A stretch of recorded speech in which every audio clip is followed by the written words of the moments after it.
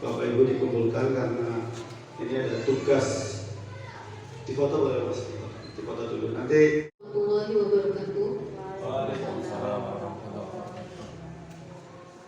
Alhamdulillah wa syukurillah la haula wala quwata illa billah. Yang terhormat Bapak Riki Abdul Razak selaku Guru CGP Angkatan 9. Yang terhormat Bapak Ibu Guru beserta staf karyawan SD Lengkap 1. Pertama-tama marilah kita panjatkan puja dan puji syukur kehadirat Allah Subhanahu wa Ta'ala yang telah melimpahkan rahmat, hidayah serta inayahnya kepada kita semua, sehingga kita di sini bisa berkumpul dalam diseminasi modul 1.4 budaya positif.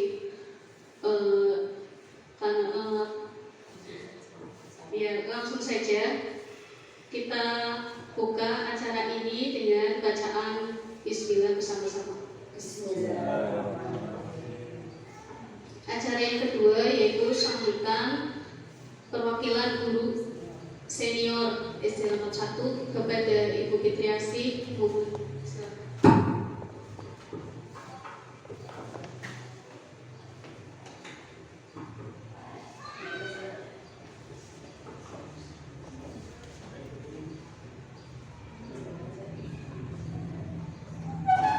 Bismillahirrahmanirrahim. Assalamualaikum warahmatullahi wabarakatuh. Alhamdulillahilladzi an'ama 'alaina bi ni'matil iman wal islam wa hasana bi syariati sayyidina Muhammad sallallahu alaihi wasallam wa ala alihi wa sahbihi ajmain, amma ba'du. Kepada Bapak Rifki Abdul Razak selaku Kepala SD Negeri Lengkap 1 dan Guru Penggerak Angkatan 9 yang kami hormati, kepada Bapak Ibu Dewan Guru SD Lengkap 1 yang saya hormati pula. Sebagai langkah awal, marilah kita panjatkan puji syukur kehadirat Allah Subhanahu wa Ta'ala yang telah memberikan rahmatnya kepada kita semua, sehingga pada pagi menjelang siang ini kita dapat berkumpul melaksanakan kewajiban kita dalam keadaan sehat walafiat. Salawat dan salam kita sanjungkan kepada beliau Nabi bina Habibina wa Syafi'ina Muhammad sallallahu alaihi wasallam. Semoga kita semua mendapat syafaatnya besok di yaumil akhir. Bapak Ibu yang kami hormati, perkenalkan saya di sini selaku guru senior dari CGP Angkatan 9 atas nama Bapak Rifki Abdul Razak. Yang pertama mengucapkan terima kasih karena sudah diberi kepercayaan untuk menjadi guru senior pada calon guru penggerak Angkatan 9. Harapan saya semoga guru penggerak yang sekarang ini sedang berpendidikan nantinya benar-benar bisa menggerakkan kita semua, guru-guru maupun murid-murid di SD Lengkap 1 pada umumnya. Kemudian saya pribadi selaku guru senior memberikan semangat kepada Bapak Rifki supaya tetap optimis, diberi kesehatan supaya bisa menyelesaikan pendidikannya sampai dengan selesai lancar tanpa halangan suatu apapun.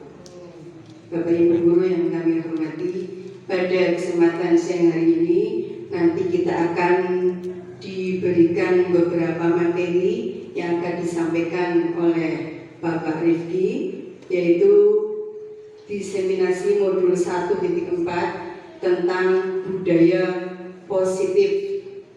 Apa itu nanti budaya positif? Nanti kita dengarkan bersama-sama paparan dari Bapak Rifki Abdul Razak. Bapak Ibu yang kami hormati, demikian yang dapat saya sampaikan. Semoga apa nanti yang disampaikan bermanfaat buat kita semua. Amin Allahumma amin. Billahi taufiq wal hidayah. Wassalamualaikum warahmatullahi wabarakatuh.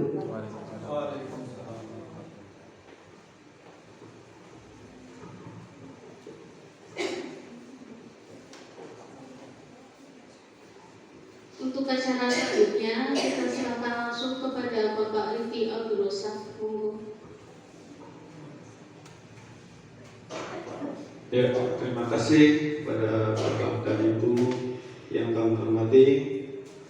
Pertama-tama marilah kita senantiasa mengucapkan syukur alhamdulillah atas rahmat Allah Subhanahu wa taala yang senantiasa memberikan kita kesehatan, memberikan kita rezeki dengan berbagai macam rezeki, dan sholawat serta salam kami curahkan pada junjungan kita Nabi besar, Nabi Agung Nabi Muhammad SAW beserta keluarganya, sahabat-sahabatnya, dan kita sebagai umatnya insya Allah akan mendapatkan syafaat dari beliau di yaumil akhir. Allahumma amin. Bapak dan Ibu yang saya hormati, pada kesempatan ini saya akan memaparkan materi tentang budaya positif yang ada di modul 1.4. Untuk modul 1.1 yaitu tentang filosofi Ki Hajar Dewantara, yang kedua tentang peran dan nilai dan peran guru penggerak, dan yang ketiga adalah visi guru penggerak, dan ini yang keempat adalah budaya positif. Sebelumnya saya akan memperkenalkan diri saya.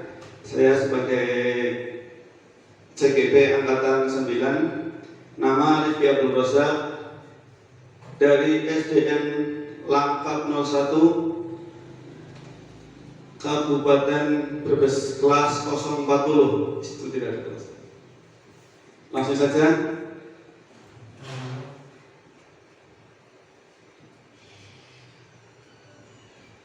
Ya, itu perkenalkan, itu adalah fasilitator dan pengajar praktek saya di BPDP. Yang pertama adalah Dr. Anda Puji Handayani MPD sebagai fasilitator. Yang kedua Ibu Herawati Majid MPD, pengajar praktek dari Kecamatan Bumiayu, Kabupaten Brebes. Kalau Bu Puji berasal dari Kota Magelang. Langsung saja, apa itu budaya positif? Budaya positif adalah nilai-nilai dan kebiasaan-kebiasaan di sekolah yang berpihak pada murid agar mereka berkembang menjadi pribadi yang kritis, pribadi yang penuh hormat dan penuh bertanggung jawab. Itu adalah tujuan budaya positif. Yang kedua, bagaimana cara membangun budaya positif? Di sini sekolah harus menyediakan lingkungan yang positif, aman dan nyaman agar murid mampu berpikir, bertindak, dan mencipta dengan merdeka, mandiri, dan bertanggung jawab. Jadi Bapak Ibu harus benar-benar fokus kepada murid, karena di modul 1 ini murid adalah segalanya bagi guru. Murid adalah kita itu sebagai guru, sebagai hamba. Dalam pengajaran Ki Hajar Dewantara, murid sebagai hamba. Jadi berhamba kepada murid. Jadi kita itu sebagai guru, seperti petani yang merawat padi dari kecil sampai besar. Itu kita selalu menuntunnya atau menjaganya supaya hasilnya sangat baik. Berikutnya, budaya positif dibagi menjadi 6.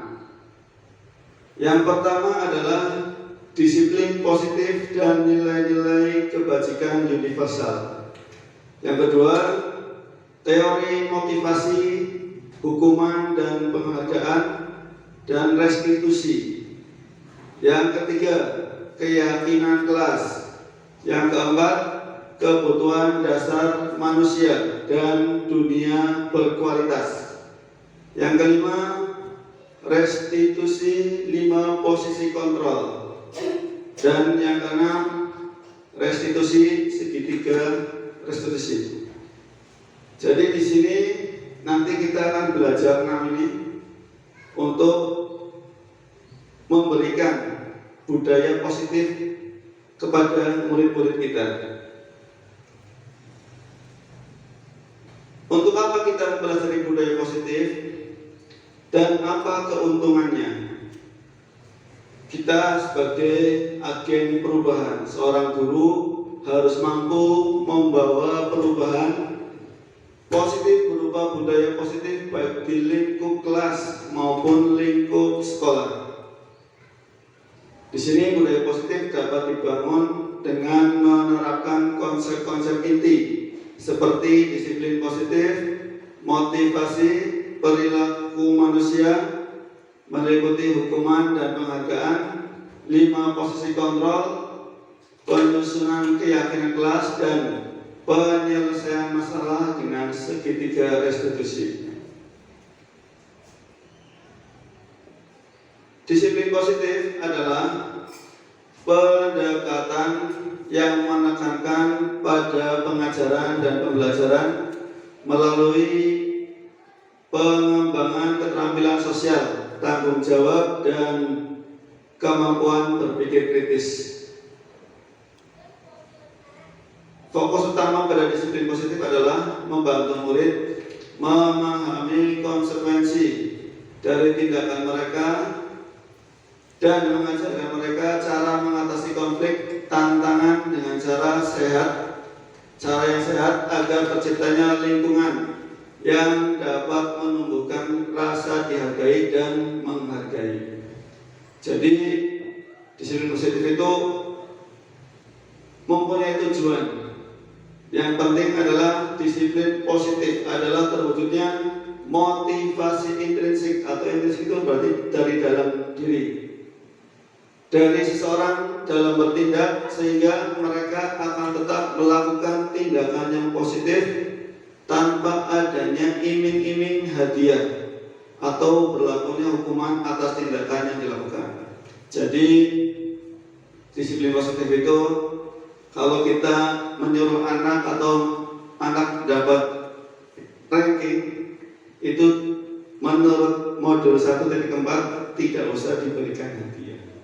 Jadi nanti membuat iri. Walaupun di satu sisi untuk memotivasi, tapi di satu sisi anak-anak yang tidak mendapatkan akan merasa iri atau bagaimana pokoknya. Sekarang lihat selanjutnya. Nah, perbedaan hukuman dan konsekuensi. Tindakan guru mencatat 100 kali. Coba Bapak Ibu diisi coba. Barangkali bisa nanti setelah itu dibuka. Coba nomor 1 sampai berapa? 1, 2, 3, 4, 5, 6, 7. Nomor 1 coba diisi Bu. Ya. Mencatat 100 kali di dalam buku itu termasuk hukuman atau konsekuensi? Tulis. Ya, coba tulis Bu. Hukuman 1, hukuman 2, lari mengelilingi lapangan bola basket. Hukuman, tulis. Yang ketiga, murid diminta untuk push up 15 kali. Hukuman. Menggantikan kertas tugas teman yang telah dicoret-coret. Konsekuensi, ya tulis. Membersihkan tumpahan air di meja tulis karena tersenggol pada saat belajar. Konsekuensi. Terus murid disuruh untuk mengenakan sepatu seharian. Berarti tidak mengenakan, itu kurang tidak. Murid disuruh untuk tidak mengenakan sepatu seharian di sekolah karena tidak mengenakan sepatu hitam. Boleh tulis saja. Ya, masing-masing boleh tulis. jawab sendiri-sendiri, nanti dicocokkan dengan jawaban saya. Apakah pas atau enggak? Lari mengelilingi lapangan basket 2 kali karena terlambat 10 menit. Sudah? Sekarang kita lihat jawabannya. Mencatat 100 kali adalah hukuman, betul. Lari mengelilingi lapangan, hukuman. Murid diminta untuk push up, hukuman. Terus menggantikan kertas, konsekuensi. Membersihkan tumpahan air di meja, konsekuensi. Murid disuruh untuk tidak mengenakan sepatu, hukuman. Lari mengelilingi lapangan, konsekuensi. Ada yang betul semua?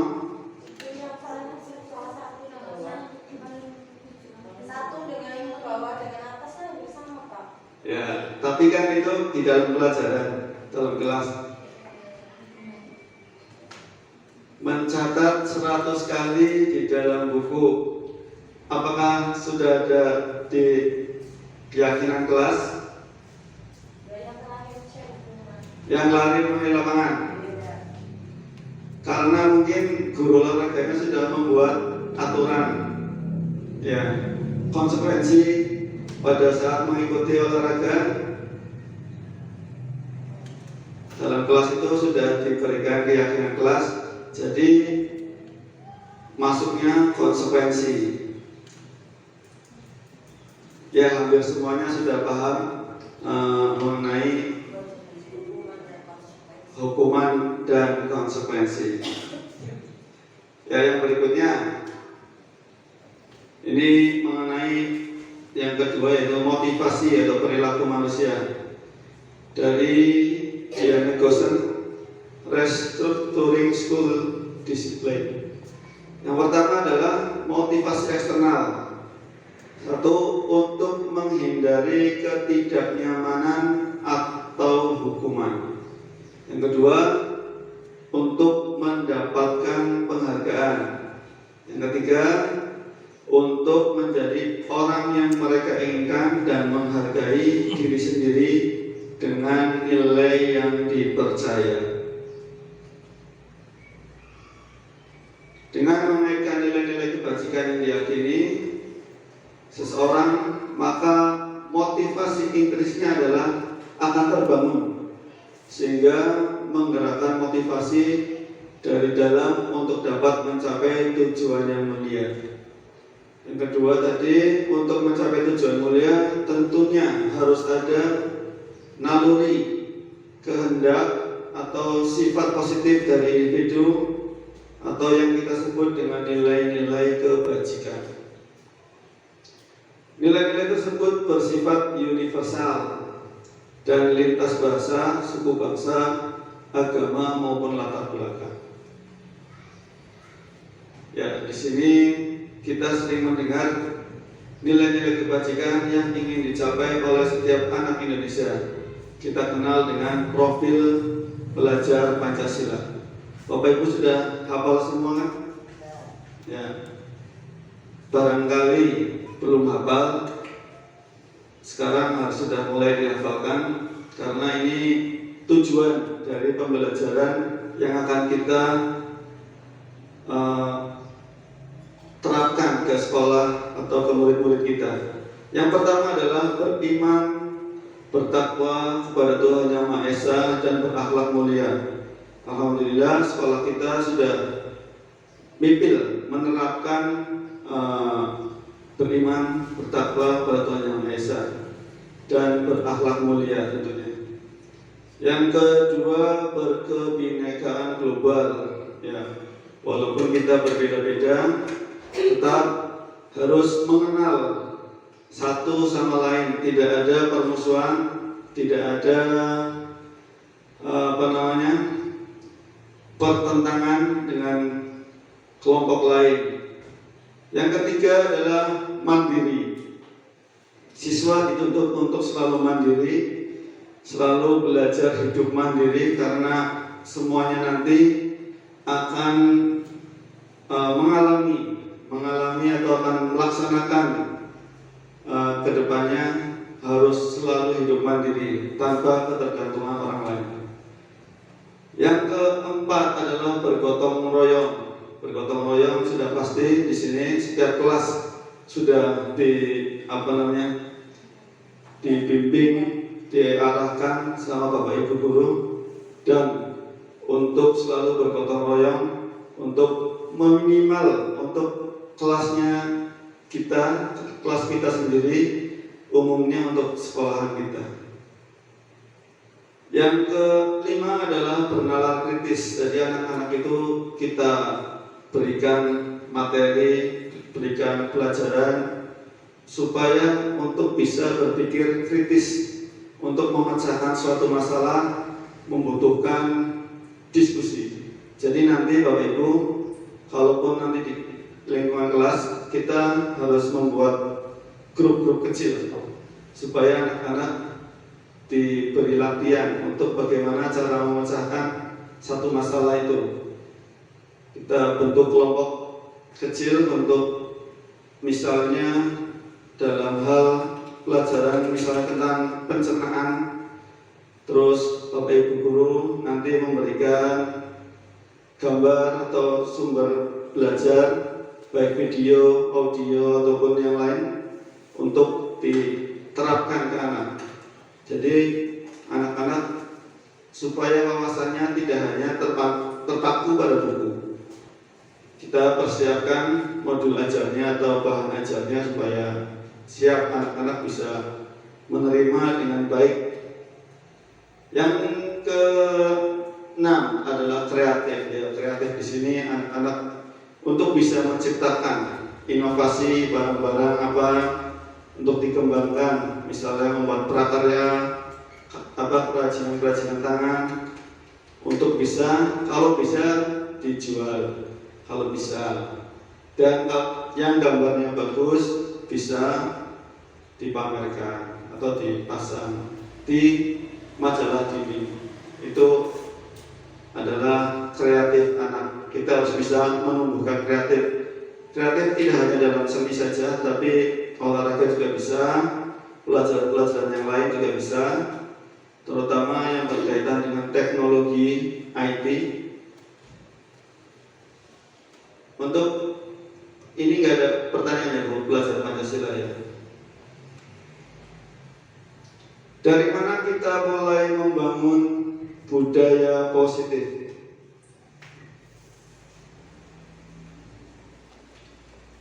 Yang pertama adalah membuat keyakinan sekolah atau membuat keyakinan kelas.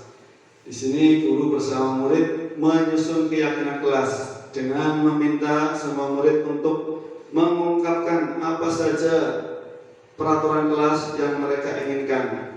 Kemudian mengubah peraturan kelas yang muncul menjadi kalimat positif. Selanjutnya mengaitkan peraturan tersebut dengan nilai kebajikan universal dan bersama meyakini peraturan tersebut bisa dilaksanakan secara konsisten oleh semua murid secara sadar.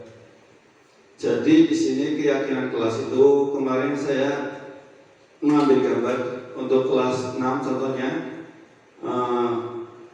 banyak sekali dari unek-unek anak-anak itu kita pancing, kita diberikan kalimat atau kata-kata pemancing, pemantik ya. Jadi kemarin hampir 15 kata atau 15 kalimat untuk membuat keyakinan kelas. Di antaranya kemarin dilarang membuli, yang penting itu. Terus dilarang membuang sampah. Tapi nanti dilarang itu nanti akan diubah menjadi kalimat yang positif. Nanti di materi selanjutnya ada. Nah ini membuat keyakinan kelas. Kalimat umum yang biasanya kita pakai itu seperti itu. Kalimat umum yang biasanya kita utarakan adalah dilarang datang terlambat. Terus ubah kalimat umum menjadi kalimat positif. Berarti dilarang datang terlambat diganti menjadi ayo hadir tepat waktu. Yang kedua, dilarang membuang sampah sembarangan atau di dalam kelas. Terus buanglah sampah pada tempatnya. Terus yang ketiga, dilarang membuli. Berarti apa? Kalimat positifnya yang dirubah adalah sayangi temanmu. Jadi kalimatnya tidak ada kalimat yang kasar, maksudnya negatif. Di situ ada positif dan negatif. Kalau jangan berisik di dalam kelas, bagusnya apa?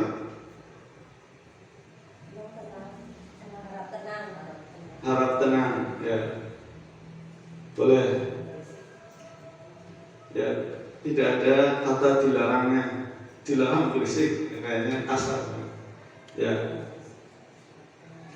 Berikutnya, dari mana kita memulai memberi positif? Yang kedua adalah memenuhi kebutuhan dasar manusia.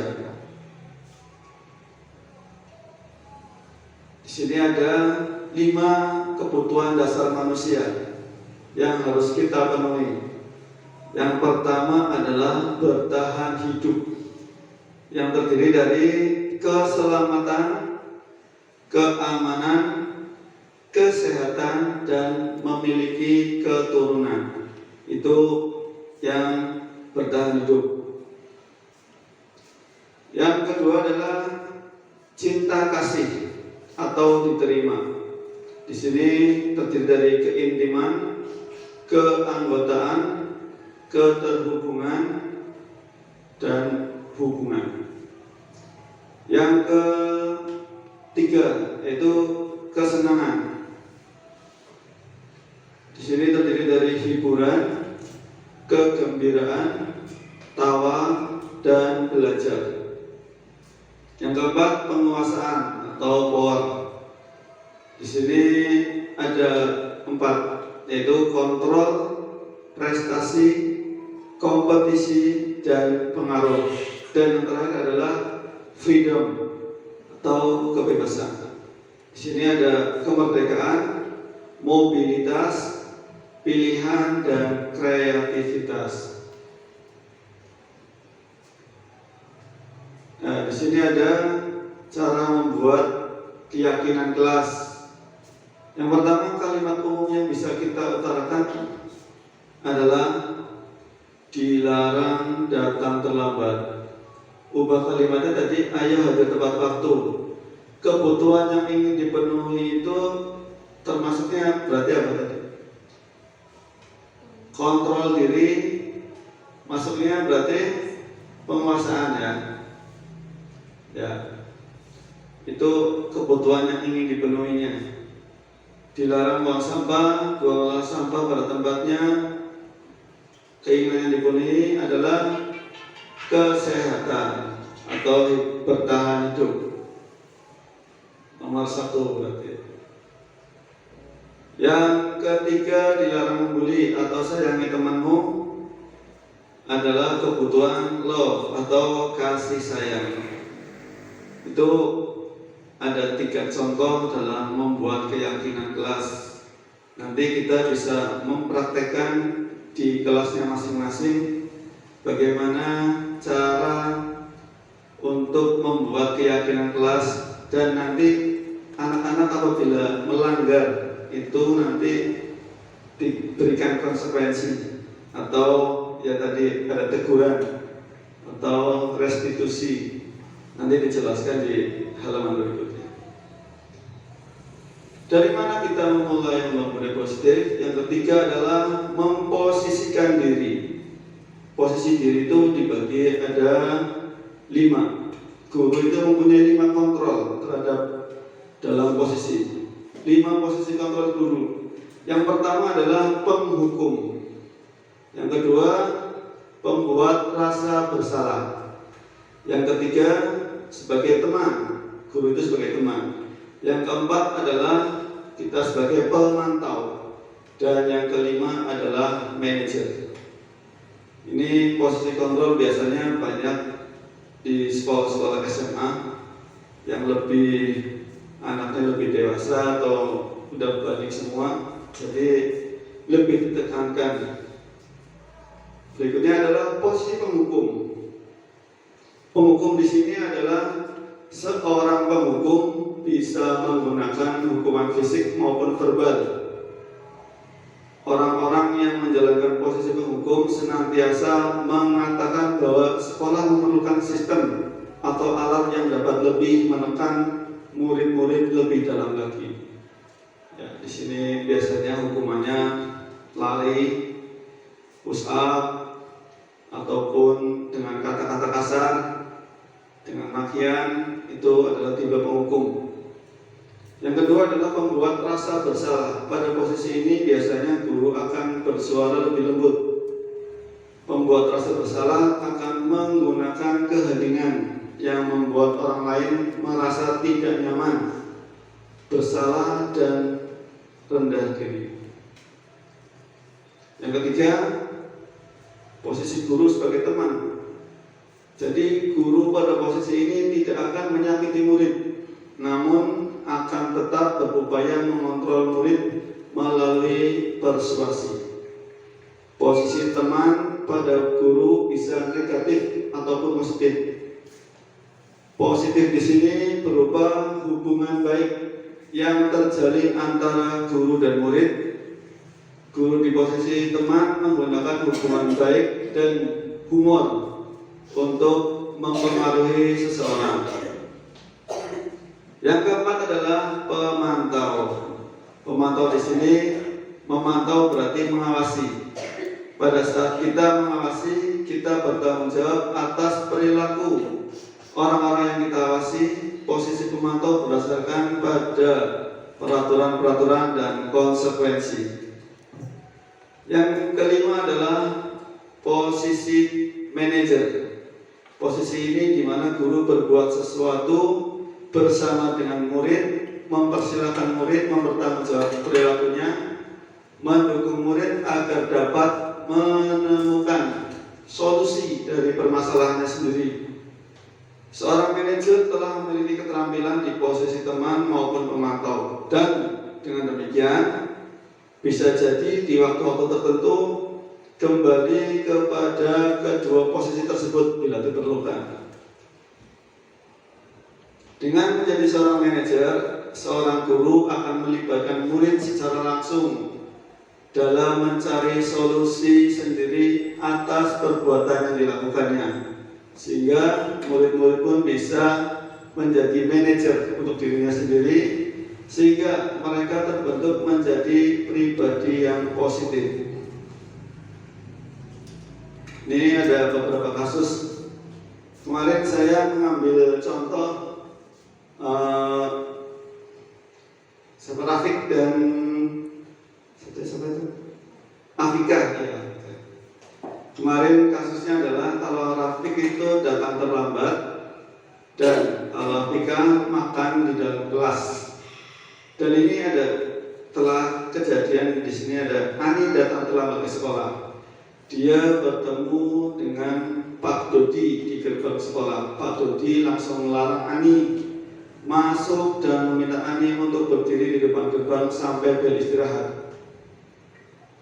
Di sini tindakan guru meminta Ani untuk berdiri di depan gerbang sampai bel istirahat. Jadi posisi kontrol yang diperankan oleh Pak Dodi adalah sebagai penghukum. Jadi paham maksudnya ya Bu? Kalau penghukum seperti ini, kalau manajer seperti ini, kalau teman seperti ini, dan kita diharapkan bisa menjadi seorang manajer. Yang kedua adalah Cynthia dan Reni gaduh saat Bunia menjelaskan pelajaran. Bunia menghampiri mereka dan menanyakan apakah mereka bisa diam. Kemudian Bunia berkata, kalian tidak ingat orang tua di rumah kerja keras untuk membiayai sekolah, tetapi kalian tidak mengikuti pelajaran dengan baik.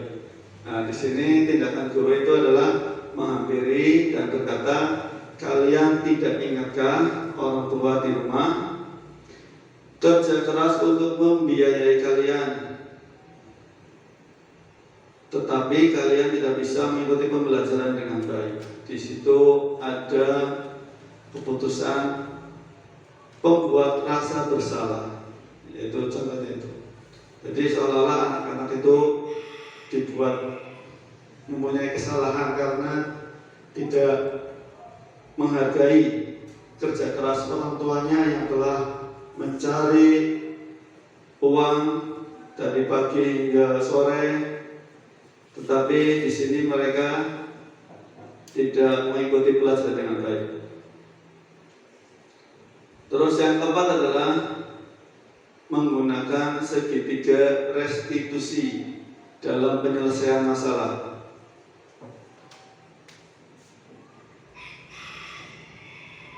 Restitusi adalah proses menciptakan kondisi bagi murid untuk memperbaiki kesalahan mereka, sehingga mereka bisa kembali pada kelompok mereka dengan karakter lebih kuat. Dengan restitusi, ketika murid berbuat salah, guru akan menanggapi dan mengajak murid berefleksi tentang kesalahan tersebut, serta menggali murid untuk menemukan cara memperbaiki kesalahan tersebut sehingga mereka menjadi pribadi yang lebih baik. Jadi restitusi itu memberikan siswa lebih kuat lagi, tidak merasa bersalah juga. Jadi dan tidak akan mengulangi kesalahan yang telah diperbuat. Di sini ada cara penerapan segitiga restitusi yang kemarin saya terapkan kepada Rafiq dan Afika, yaitu menstabilkan identitas, yang kedua validasi tindakan yang salah, dan yang ketiga adalah menanyakan keyakinan. Dan tujuannya adalah menghasilkan murid yang mandiri dan bertanggung jawab. Nah, di sini ada gambar segitiga restitusi. Menstabilkan identitas ini yaitu jika anak berbuat salah, maka ada kebutuhan dasar yang mereka penuhi, yang mereka tidak terpenuhi.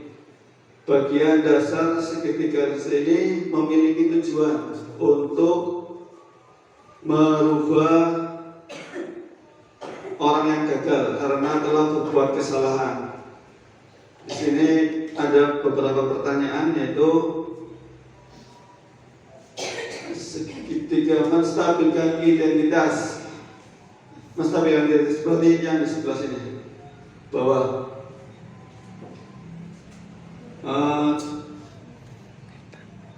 Yang kedua adalah validasi tindakan.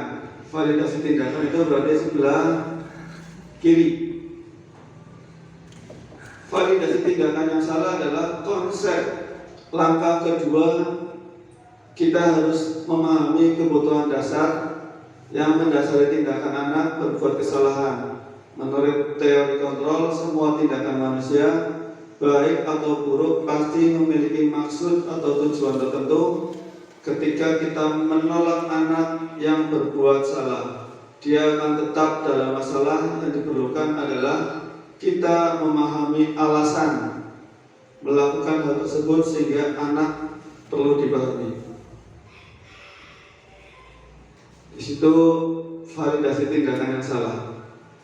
Yang ketiga, menanyakan keyakinan. Di sini teori kontrol menyatakan bahwa kita pada dasarnya termotivasi secara internal. Ketika langkah 1 dan langkah 2 sukses dilakukan, maka anak akan siap untuk dihubungkan dengan nilai-nilai yang dia percaya dan berpindah menjadi orang yang diinginkan. Kemarin kasus yang saya tanyakan ke Rafiq, yaitu datang terlambat. Di sini saya menanyakan mengapa datang terlambat.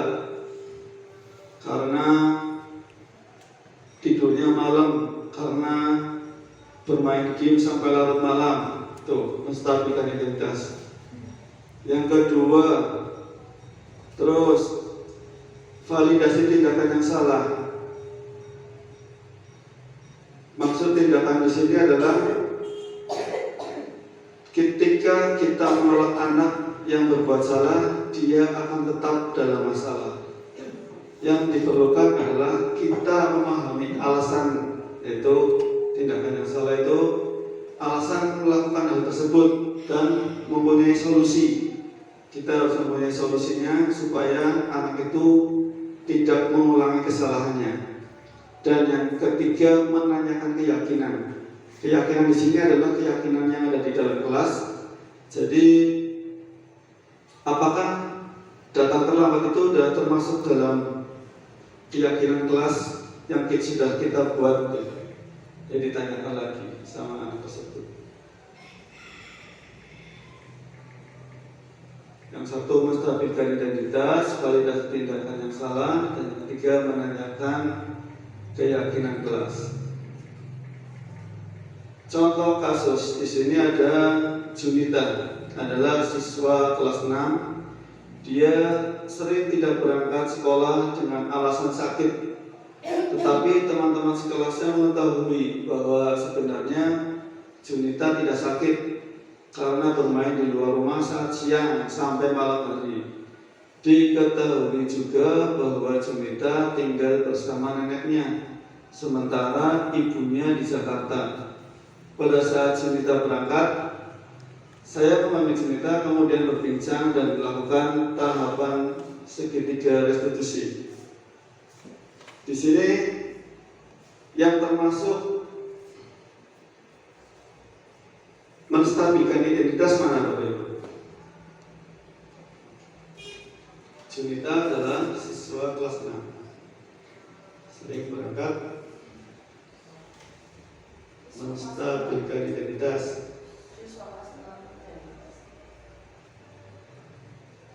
Apa dia tidak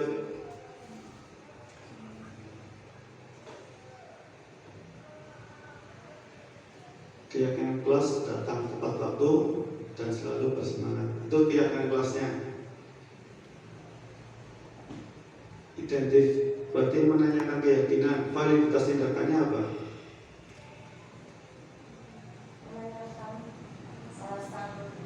Menanyakan alasan.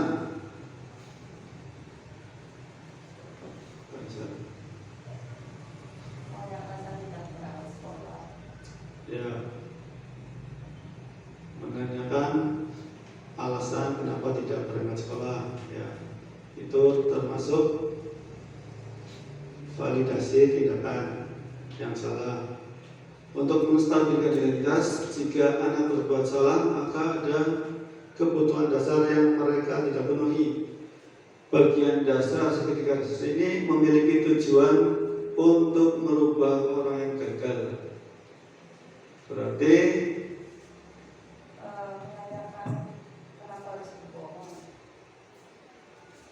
kenapa harus berbohong? Ya, mengetahui bahwa sebenarnya Junita tidak sakit. Ya, itu termasuk nomor satu, menstabilkan identitas. Ya. Yang kedua, validasi tindakan yang salah. Dia tidak sakit, ya, tapi bermain di luar. Ya, itu adalah identifikasi masalah. Yang menanyakan keyakinannya adalah, yaitu tadi, termasuk dalam peraturan kelas atau keyakinan kelas, yaitu datang tidak tepat waktu atau tidak berangkat sekolah. Ya, itu. Ini jawabannya, Bapak Ibu. Menstabilkan di sini adalah baju kita. Bu guru juga pernah loh tidak masuk sekolah, tetapi tidak sesering baju kita. Itu cara menstabilkan identitas. Yang kedua, validasi tindakan yang salah.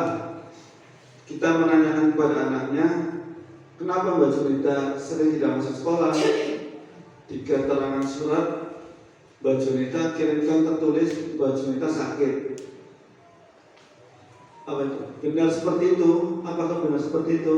Itu yang ditanyakan ke si Junita itu. Yang kedua, pertanyaan dari guru, Mbak Junita sayang kan sama ibu? Jika ibu Mbak Junita saja berjuang mencari nafkah untuk Mbak Junita, kenapa Mbak Junita seperti ini? Nah, itu yang validasi tindakan yang salah. Dan menanyakan keyakinan kelas, apakah keyakinan kelas yang kita percayai, terus keyakinan apa yang Mbak Junita tidak tepati ya, terus apa yang akan Mbak Junita lakukan setelah Mbak Junita ngobrol dengan Bu Guru? Apakah dia akan berubah? Apakah dia akan tetap seperti itu? Tergantung nanti kelanjutannya. Apakah Mbak Junita akan tetap sering tidak berangkat sekolah karena malas? Dan itu adalah segitiga restitusi untuk memecahkan permasalahan yang dihadapi oleh Bapak dan Ibu guru di sekolah. Jadi kita pendekatannya lebih dekat, tidak menghukum. Ini termasuk dalam posisi kontrol sebagai manajer. Perlu dianggap sebagai merasa bersalah. Yang mana? Validasi tindakan yang salah. Karena disebut dari juga sayangkan ibu, seolah sebagai orang yang merasa bersalah ya tadi ada. Iya. Bukan manajer tapi yang kedua. Bu guru juga pernah loh tidak masuk sekolah. Yang validasi tindakan ini. Yang nomor Mbak Junita sayangkan sama ibunya Mbak Junita ya, berarti jika Ibu Junita saja itu merasa bersalah ya, itu ada rasa bersalahnya ya. Yang Mbak Junita sering tidak masuk sekolah, kalau ini berarti yang kedua berarti masuknya ke ya guru, posisi kontrol sebagai ya rasa bersalah, membuat rasa bersalah ya. Kalau yang atas berarti Mbak Junita kirimkan tertulis cuma memvalidasi tindakan yang salah. Jadi ibu gurunya menanyakan, kenapa sih kamu di sini suratnya seperti ini, tapi kamu tidak sakit? Ya.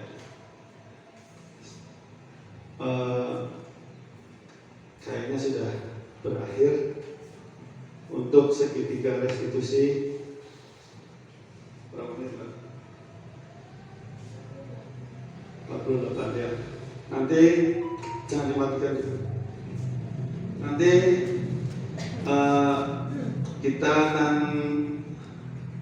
merefleksi setelah mengikuti diseminasi ini, apa yang Bapak Ibu tangkap, apa yang Bapak Ibu pahami dalam mengikuti sekilas ya 1 jam ini, apakah yang bisa Bapak Ibu simpulkan?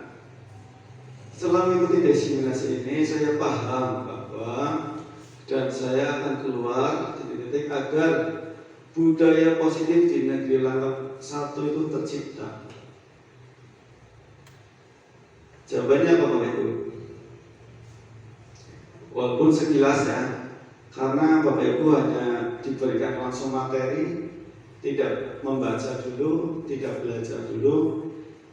Ini merupakan suatu pretest ya, untuk bagaimana cara menangkap materi yang telah disampaikan walaupun hanya sebentar, dan berapa persen Bapak Ibu bisa menangkap apa yang saya sampaikan tadi. Yang kedua adalah menurut saya budaya positif di SD Negeri Langkat 1 sudah mulai muncul dan diterapkan melalui program-program sekolah, di antaranya Bapak Ibu bisa menjawab. Monggo nanti Bisa dijelaskan masing-masing untuk menyelesaikan waktu sisa. monggo ditulis sebentar. Nanti Bapak Ibu bisa menjawab apa yang bisa dipahami, apa yang bisa ditangkap dalam materi super singkat ini. Ya. Saya kasih waktu 5 menit saja.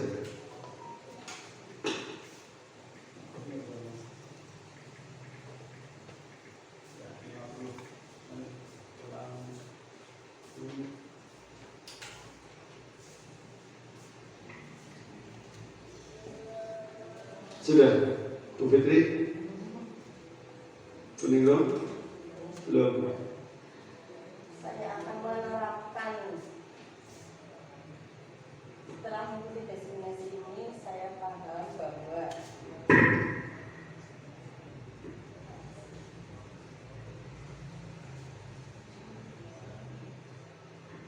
Setelah mengikuti diseminasi ini, saya paham bahwa ternyata apa yang sudah saya lakukan di sekolah belum semaksimal atau belum seperti yang diharapkan pada pemaparan kali ini, dan saya akan menerapkannya di SD Langkat 1 agar budaya positif di SD Langkat 1 tercipta. Kemudian menurut saya budaya positif di SD Langkat 1 sudah mulai muncul dan diterapkan melalui program-program sekolah, diantaranya 5S yang sudah dilaksanakan oleh guru dan siswa, serta pembiasaan-pembiasaan yang lain yang sudah dilaksanakan setiap Senin, Jumat, dan Sabtu, seperti itu. Yang lain?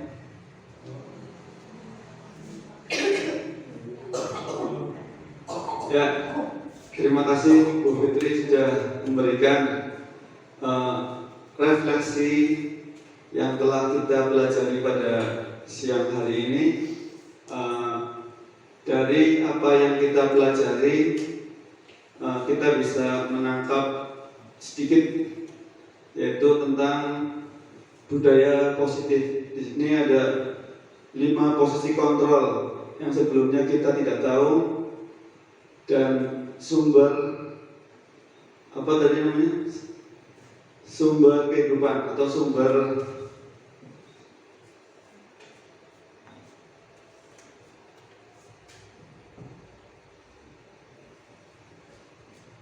posisi kontrol. Nah, ini kebutuhan dasar manusia dan keyakinan kelas dan profil pelajar Pancasila dan motivasi dan perilaku manusia.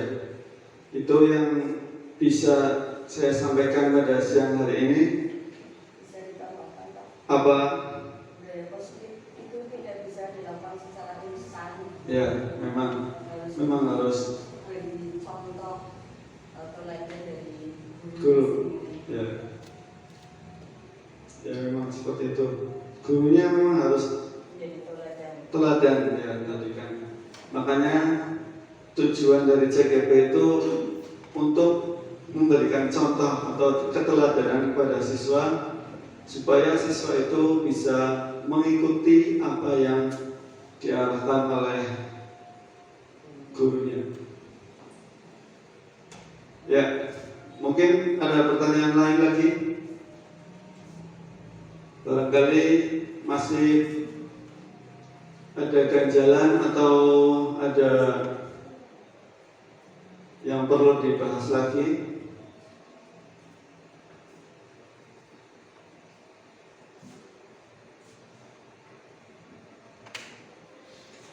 Kalau tidak ada pertanyaan, berarti sudah lumayan paham, dan nanti secara perlahan-lahan kita akan mempraktekkan atau mengimplementasikan di murid-murid kita supaya kedepannya bisa jauh lebih baik.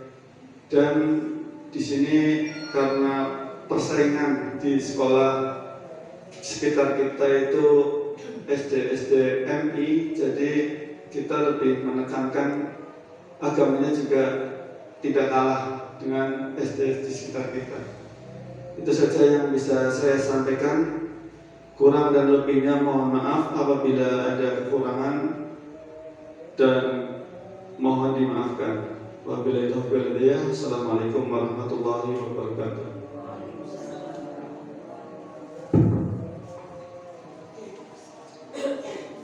Demikian pemaparan diseminasi modul 1.4 yang telah dipaparkan oleh Bapak Rifki Abdul Rosak selaku CGP Angkatan 4 dari SD Lengkap 1 Angkatan 9, mohon maaf. Semoga kita selaku guru-guru SD Lengkap 1 dapat menerapkannya minimal di kelas masing-masing, sehingga diharapkan nantinya murid-murid kita mempunyai rasa disiplin dan tanggung jawab yang tinggi. Saya kira cukup pemaparan diseminasi modul pada hari ini. Mohon maaf apabila ada kata-kata yang salah. Kita tutup acara pada hari ini dengan bacaan hamdalah bersama-sama. Alhamdulillahirrahmanirrahim. Wabillahi taufiq wal hidayah. Wassalamualaikum warahmatullahi wabarakatuh.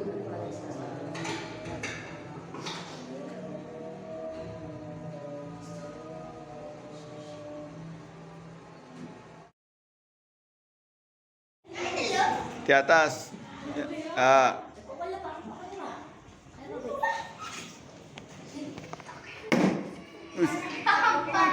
Ya, tempel.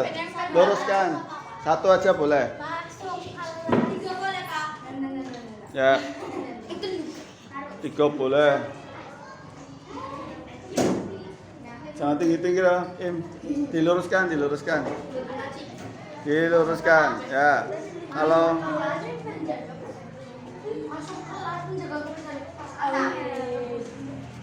Di bawahnya boleh ya, bawahnya jangan geser terus, bawahnya. Kamu menulis aturan yang di kelas. Ya. Nama panggilan boleh. Nama panjang, Pak. Ya, boleh. Bulan bin Hud.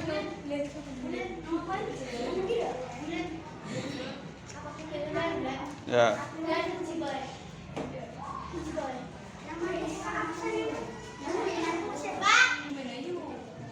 Gak apa-apa, ayo. Tulis sesuai dengan kesepakatan kelas atau keyakinan kelas. Gak apa-apa.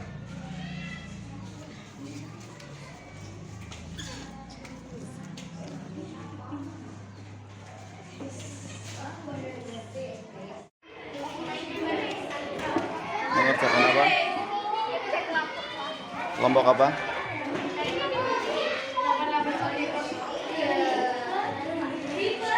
Bekerja kelompok kelas 6. Jangan ngumpet.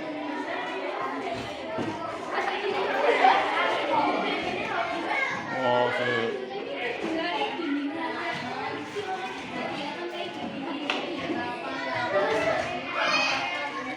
Ayo dikerjakan. Kerjakan.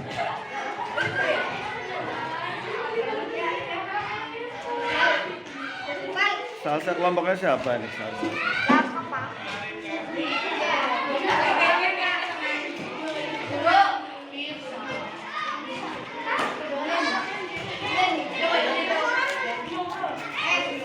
Bahas apa sih? Kerjakan oh. Baik. Yo.